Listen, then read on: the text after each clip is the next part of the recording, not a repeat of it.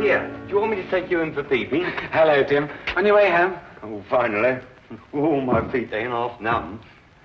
Something the matter in there? Yeah, just a light. I noticed it's been burning for a couple of days now. Wondering if I shouldn't step in and tell them about it. I reckon they must have left it burning by mistake, you know. They'll know all about it when they get their gas bill next month. Yeah, I know. It seems a shame, though, doesn't it? Still, I don't think it'll do much harm to go and ask them if they know it's on. I hope they didn't tell you to mind your own business and pack you off. Well, I'm just going to have my pint before supper. Cheerio. Cheerio, Tim.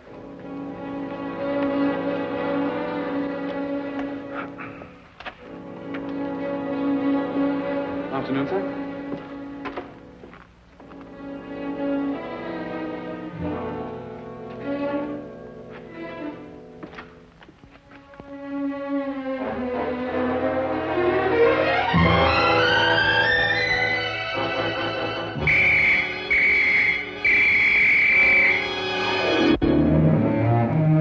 Holmes!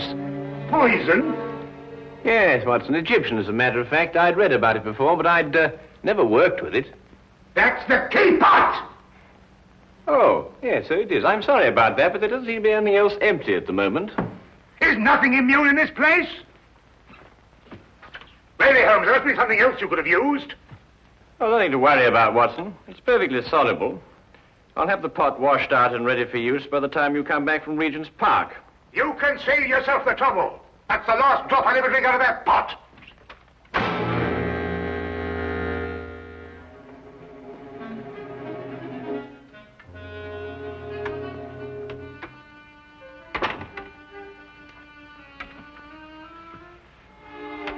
I say, Holmes, how in thunder did you know I was going to Regent's Park? Well, a simple deduction, my dear fellow. Take a look at your clothes. Oh, what's the matter with them? I might easily be going to the club in these. You're immaculate, except for those old shoes. Hmm? Oh, those. I've forgotten all about those. So I deduce that you're going to a place where you're likely to meet people, but also you're liable to scuff your shoes. The gravel paths of a public park seem to fit that perfectly. But why Regent's particularly? We're lunching at 12:30, and since it's now nearly 11, I assume that your choice of parks is limited to the most convenient one, that being Regent's, of course. Simple deduction, really. I wonder who that can be this time of the morning. Would you care to deduce it, Watson? No, I think it'd be simpler if I just open the door. Would you be Mr. Sherlock Holmes? No, but won't you come in? It's Mr. Holmes I got to be finding. I am Sherlock Holmes, madam. Won't you be seated? I will that. Sure, I've lost a bit of my breath. Have you come far? Clean up from Chelsea, I have, sir. Well, that's a long way indeed. May I introduce my very good friend and colleague, Dr. Watson? Good morning to you. I would just... My name's Dugan, sir. Mary Dugan. No doubt you'll find it a bit odd having a stranger burst upon you in the height of the morning like this, but I've come from a house black with sorrow to ask your help. 'Tis the house I work in. Is there some difficulty in the house? Difficulty? Aye, and more. There's murder. Ah, murder, is it? Now, this is most interesting. Won't you go on, Mrs. Dugan? 'Tis the master of the place himself, Mr. Harringway, that's dead. Found by the bobby of our street. Filled with a dose of something with a great long name, the old man was. But surely if he was found by the police... The police? Sure, it's them that brings me here. For they've come and rode young Mr. Vernon off to jail for committing the crime. Mr. Vernon? Aye, a strapping lad who's soon to marry Mr. Harringway's stepdaughter, Janet. I gather that you're not in agreement with the police, Mrs. Dugan. Ah, sure, that's the problem. That's what's been torturing me all through these black nights and making my life unbearable. For you see, Mr. Holmes, it was my testimony, and my testimony only, that's put Mr. Vernon in jail. It's because of what I told the police that he's sitting in the cell this very moment waiting for his time to go. And yet you believe that young Vernon is innocent? I'm certain the lad's innocent. Sure, I feel it in me bones. Yes, but I say, didn't you tell the police the truth? I told them the truth, sir, but somehow unbeknownst to me, I must have lied. Perhaps you'd better start your story from the beginning, Mrs. Dugan. Aye. Well, it all happened last Friday afternoon. Late in the afternoon it was, for I was soon to be leaving the house, having the weekend off as I do. It would be about 5 o'clock when there was suddenly a great clatter upon the door.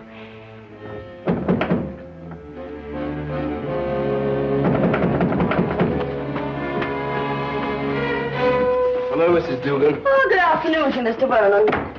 Mr. Harringway asked to see me. Is he in his usual ugly mood? Sure, you shouldn't be talking like that, Mr. Vernon. You know, it makes Miss Janet very unhappy to hear you two fighting all the time. Well, if he wasn't such a stupid old... Where is Janet? Oh, she's away to her aunt's in Manchester. She wasn't to go until tomorrow. Oh, I know nothing of that, sir. But I can swear he put her on her way this very afternoon. I doubt if her aunt's sick again. It looks like another of his tricks to keep us apart. Well, where is he? In his study. He's asked me to show you right in. Just a minute. My coat, I forgot something.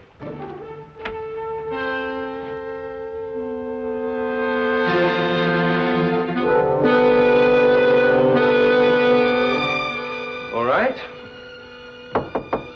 Come in. Mr. Vernon, sir.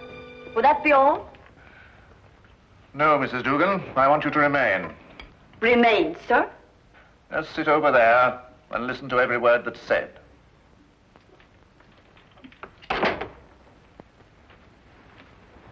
What is this? What have you got in your mind now? Young man, I have a very simple offer to make. And I want Mrs. Dugan here to be witness to it. Well, what kind of offer? I'll give you £1,000 to clear out of Janet's life. You must be out of your mind. On the contrary. Only a fool would refuse such beneficence. You disgust me. Your tastes don't interest me. I want only to rid you from Janet's life. Stay right here. I intend to finish. I happen to be in love with Janet. But I could hardly expect you to understand a thing like that. £1,000 is a lot of money. And for you, probably more than you'll ever have the rest of your life. Think of it. £1,000 just for clearing out. When I clear out, as you put it, I'm going to take Janet with me. I warn you, this is your only chance to gain anything. You must always win, mustn't you? Every little thing has to be your way. Even if it means destroying your daughter's happiness. I'm not interfering with her happiness. I only want to cleanse her life of a bit of trash. You may have had her under your fist all her life, but she'll break away now. No matter what you do, Janet's going to marry me. Mr. Harringway! Medicine. My medicine in the cupboard in the next room. I'll get it. Green bottle on shelf.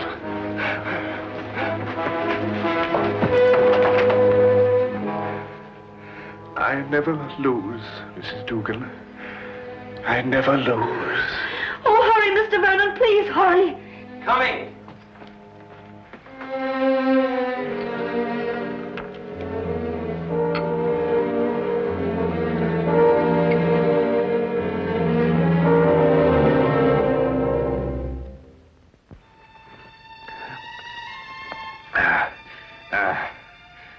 Thank you. Feel much better. Well, there's no need to stare. I'm all right. Now get out of here. Both of you. Get out.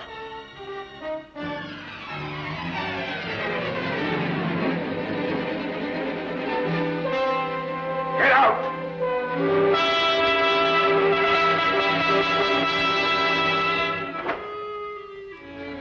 A few minutes later, I left the house. And that's the last I ever saw of Mr. Harringway. Alive.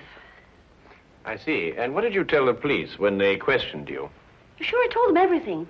Just as it happened. About the bottle Mr. Vernon took out of his coat pocket. The sudden quarrel. Mr. Harringway's attack of illness. And Mr. Vernon going to get the medicine. And this was sufficient to have young Vernon remanded on a charge of murder?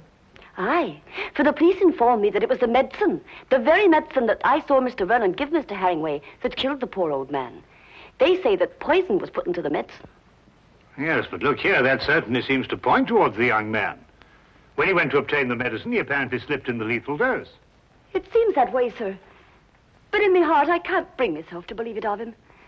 That Inspector Lestrade, though, he won't believe another thing else. Lestrade, eh? He's the policeman who seems to be in charge of it all. Indeed. Inspector Lestrade, you hear that, Watson? We must go round and see him. Well, if you think it'll help. Aye. And 1,000 blessings on the pair of you.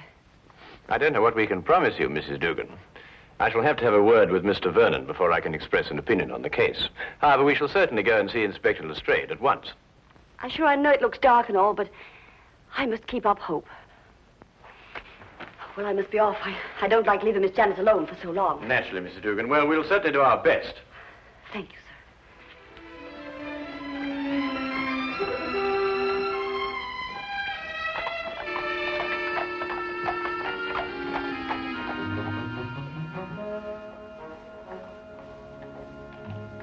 I can't see any reason for it.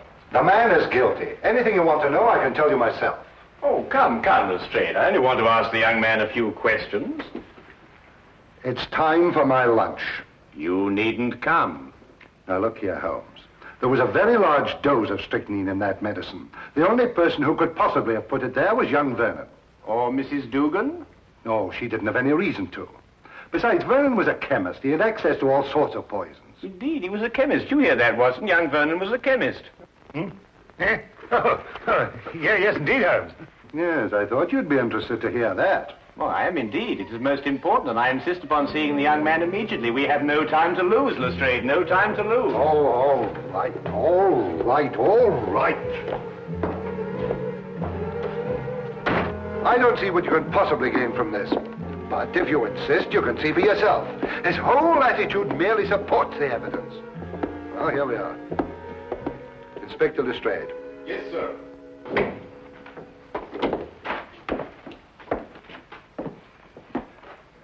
Well now, Vernon. Well now, Inspector. How many times a day are you going to bring me up here and subject me to your idiotic questions?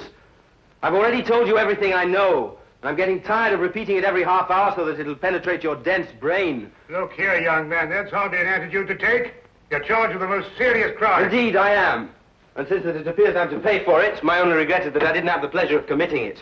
There's just one point. I don't know who you are, but you may as well know that I don't wish to answer any of your questions either. It appears I've talked myself to the gallows, and that should be enough. So good day to the lot of you. Good day to you, Mr. Vernon, and thank you very much. You've been most helpful.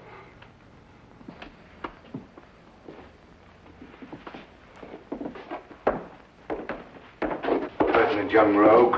Oh, very interesting, Lestrade. Take the Baker Street, Holmes. Certainly not, Watson. We have a killer to catch. Killer? Yes. What do you think you were just talking to? A very furious young man, Lestrade. But he's as innocent as Dr. Watson, me, and you. Or perhaps not quite as innocent as you.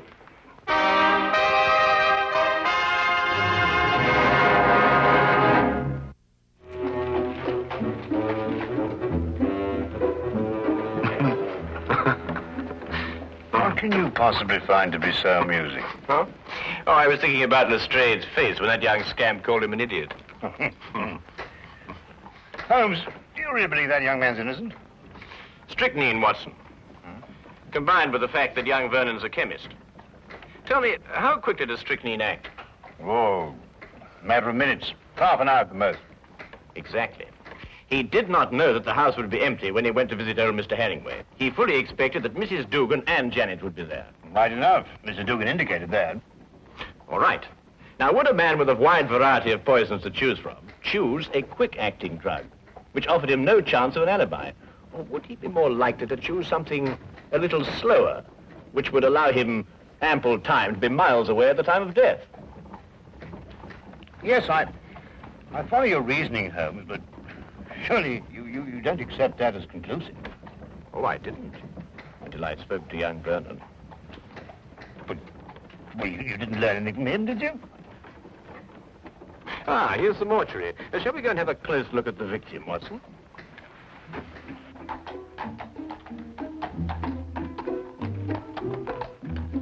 Holmes asked to see the medical examiner's report, and as we prepared to enter the mortuary, he explained his theory that Vernon's violent temper didn't fit into the cold-blooded pattern of this crime. A particular sort of fellow, our friend Harringway. No, why do you say that? Well, notice the well-kept hair, the neatly trimmed moustache. Mm-hmm. Wasn't so particular about his hands, was he? What do you mean, Watson? Well, look, the dirt's definitely packed in under those nails. It's even gone into the cuticles. I say it's a bit incongruous with this perfect manicuring. Yes, especially as this hand's absolutely immaculate. Wait a minute, Watson. What? This isn't ordinary dirt. This is soil. Well, amateur gardener, perhaps. These hands never did any gardening. They display a lifelong devotion to immaculate cleanliness. And this hand obviously became dirty too near to death to be cleaned. Mr. Holmes, here's the report you asked for, sir. Oh, thank you. What are you looking at that for, Holmes? You know the cause of death was strychnine. This should interest you, Watson. Listen. The blood test indicated an extreme leukocytic state, sufficient to be diagnosed as advanced leukocythemia. Well, Mrs. Duggan said he was ill, but not to that extent. Watson, tell me, how long do you estimate Harringway would have lived had he not been given that dose of strychnine? Well, it's difficult to judge with this information, but I'd say, well, certainly under a year. And we are looking for someone who couldn't afford to wait a year. An impatient murderer. Then that fits in with Vernon's violent temperament. It appears so, Watson. It appears so. And yet there's still something missing. A bottle. A little mysterious bottle. Watson, would you go and collect Mrs. Dugan and take her round to Vernon's apartment? Ah, yes, of course. What will you be doing meantime? Oh, I'm going over to Vernon's place now. There are a few things I want to check over before you arrive. But it's bound to be locked up. How are you going to get in? Oh, with a key. Have you got the key to Vernon's apartment? I hope so.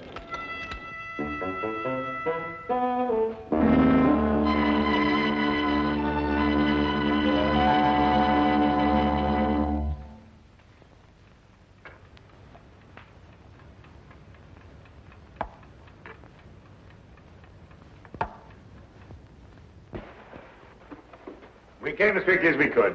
Thank you, Watson. Do you think it's proper bursting into a strange man's apartment like this? It isn't proper in the least, Mrs. Dugan, but if we're going to help young Vernon, I'm afraid there's very little choice.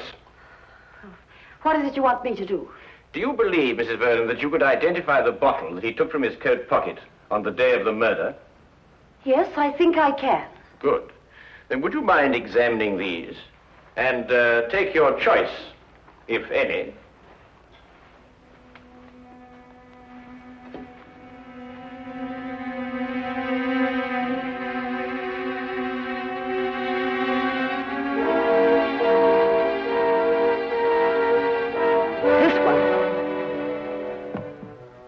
You're certain? I am absolutely certain. Thank you, Mrs. Dugan. Thank you very much.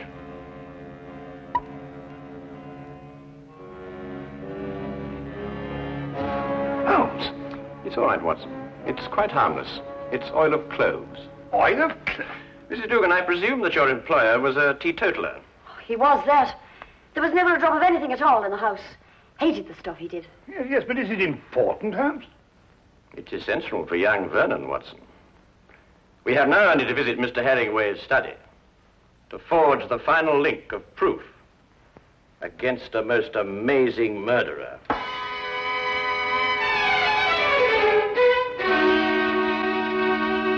Really, Miss Harringway, I hope you realize that in this case I find myself in a particularly difficult position. But as a police officer, I have no alternative. I must follow the dictates of the law. But Tom didn't do it. He couldn't have done it.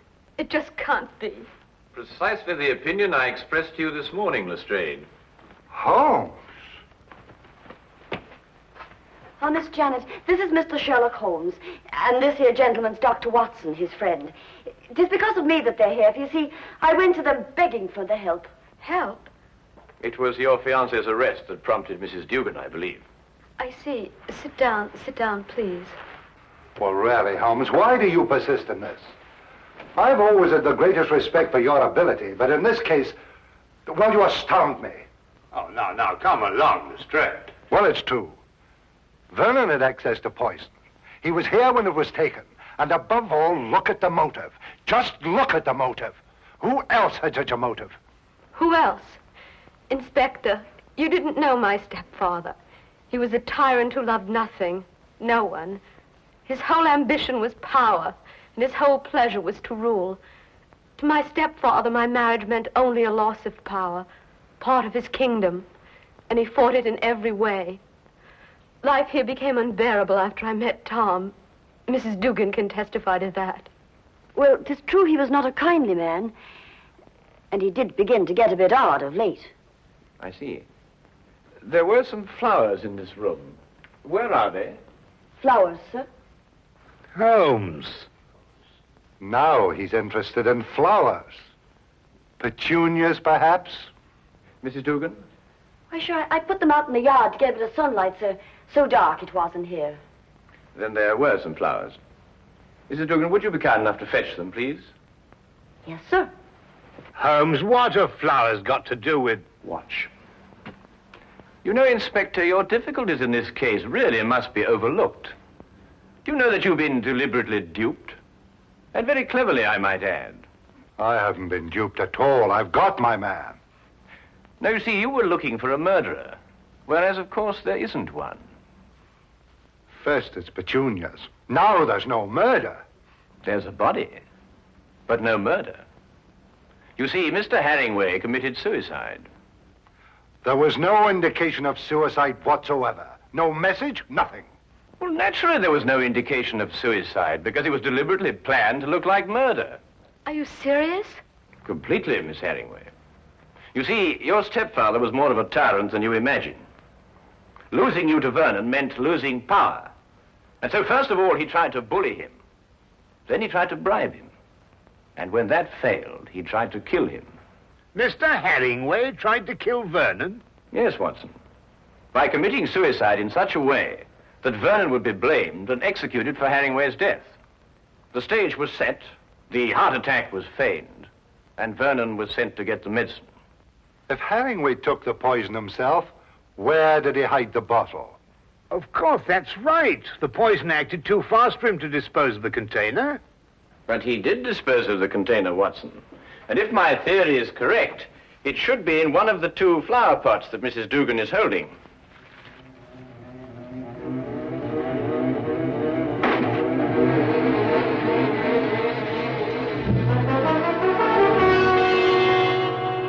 And a chemical analysis will reveal that it contains strychnine.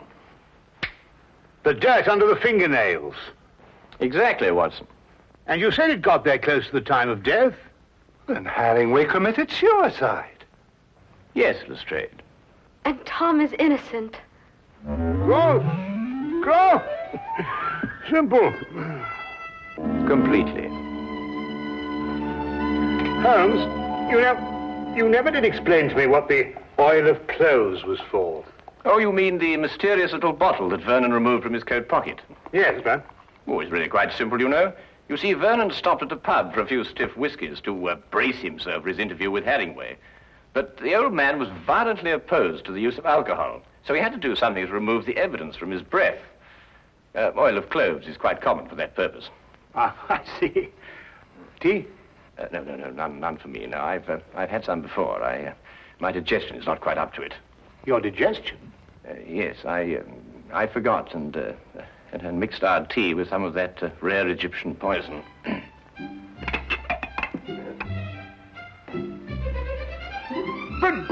But confound it, man, the tea's ruined.